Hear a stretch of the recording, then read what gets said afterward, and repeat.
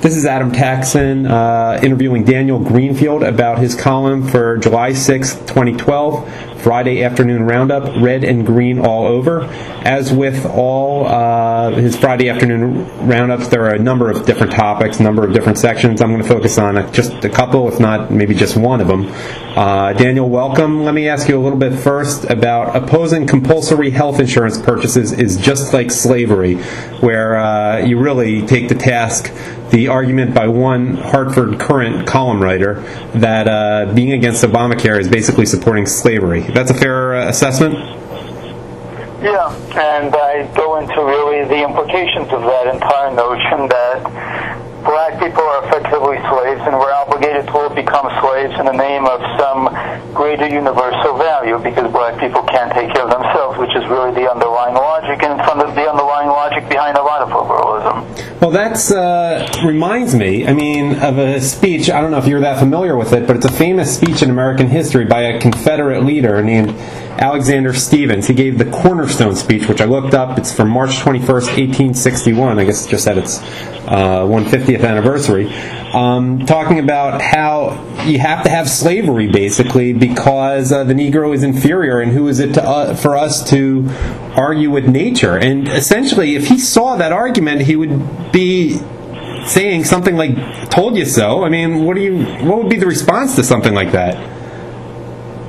There isn't really. It carries over the old idea of Negro inferiority. It carries over the same idea, but it transforms it into a different kind of moral virtue. The moral virtue of slavery was that they were going to be taken care of within the plantation, but now the plantation is national. It's global. And everybody is now on the plantation, and everybody has to work and serve on the plantation. I came across a comment on another blog today which called this the new feudalism. Interesting. Yeah, it's he writes, our new government is founded upon exactly the opposite idea. Its foundations are laid, its cornerstone rests upon the great truth, he's talking about the Confederacy, that the Negro is not equal to the white man, that slavery's subordination to the superior race is his natural and normal condition. I just can't help but think he would say, I told you so, if he saw what was happening. Of course, a big difference is, that Negro slaves certainly had to work on the plantations, which is not the case for people getting Obamacare.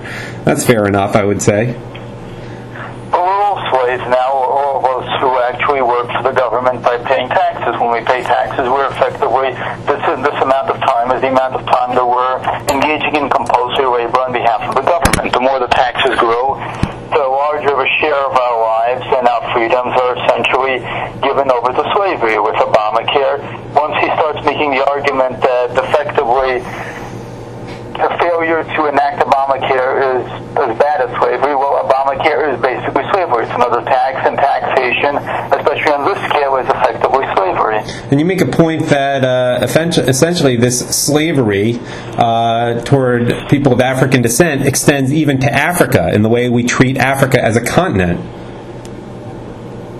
The whole idea that Africa is a charity case, well, it's an extension of the idea that black people are charity cases, that they can't take care of themselves, so we have to take care of them, and there's a good deal of damage that comes out of that. I'd love to hear what Thomas Sowell or Walter Williams or plenty of others would have to say, or Alan West, about the argument that the Hartford Courant writer is making. I can't imagine they'd be too impressed by it.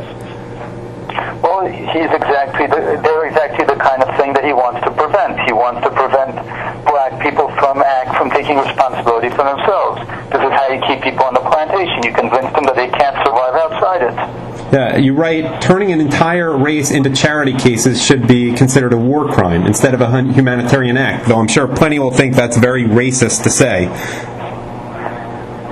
Well, the whole idea that everything is racist doesn't really stem from race. It stems from the idea that this kind of racial slavery, humanitarian racial slavery, we might call it, is the justification for power. You have to keep the liberals in power. You have to keep the bureaucracy in power.